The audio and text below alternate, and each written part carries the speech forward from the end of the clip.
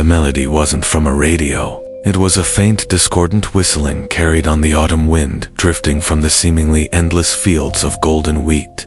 It tasted of harvest and something far more ancient and sinister, and it always seemed to follow you. Elara, a photographer specializing in rural landscapes, found herself in the isolated farming community of Oakhaven.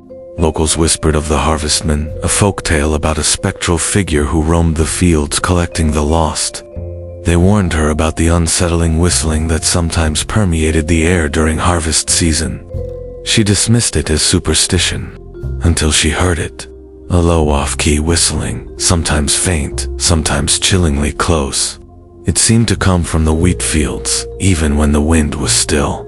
She felt a constant, almost imperceptible pull, a dizzying sensation that seemed to draw her deeper into the golden labyrinth. One evening, chasing the perfect sunset shot, Elara followed the whistling deep into the heart of a vast wheat field. The stalks grew impossibly tall, closing in, suffocating her. The air grew heavy, smelling of dry grain, and something subtly sweet like decay. She saw it then, patches of wheat where the stalks were unnaturally bent, woven together into grotesque human-like effigies. And there, at the center of the largest effigy, stood a figure. Tall, gaunt, composed entirely of woven wheat stalks. Its head, a simple, featureless sack.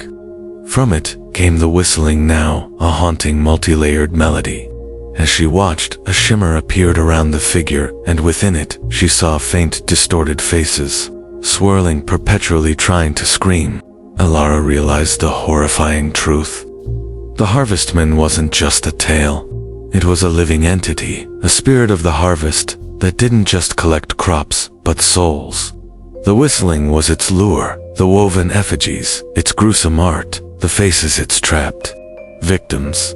It absorbed their life, their sound, their essence, leaving only silent husks to become part of its form. The whistling intensified, pressing against her ears, a hungry roar. The shadowy faces in the effigy twisted, their silent screams echoing. In her mind, she felt a terrible draining sensation, as if her own voice was being siphoned away, her energy drawn into the towering figure. With a desperate cry, Elara stumbled back away from the horrifying allure. This couldn't be fought with strength. It consumed.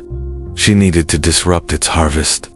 She grabbed her lighter, its flame, a tiny beacon against the vast dark field. With trembling hands, she lit a dry wheat stalk. The fire caught, instantly roaring to life. She hurled the burning stalk at the nearest effigy. The fire spread like wildfire, consuming the dry grain. The whistling intensified into a high-pitched shriek of agony, a sound that tore at her very soul. The faces within the effigies writhed, then dissipated into smoke. The Harvestman figure convulsed, its wheat body catching fire, then crumbling into ash.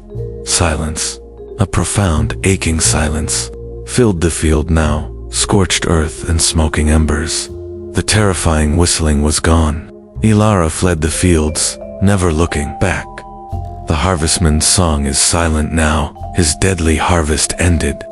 But sometimes when the wind blows just right across those barren fields, you might think you hear a faint, almost regretful whistle, a melody waiting for a new crop to rise. If a song called to you from an empty field, would you dare to follow its tune?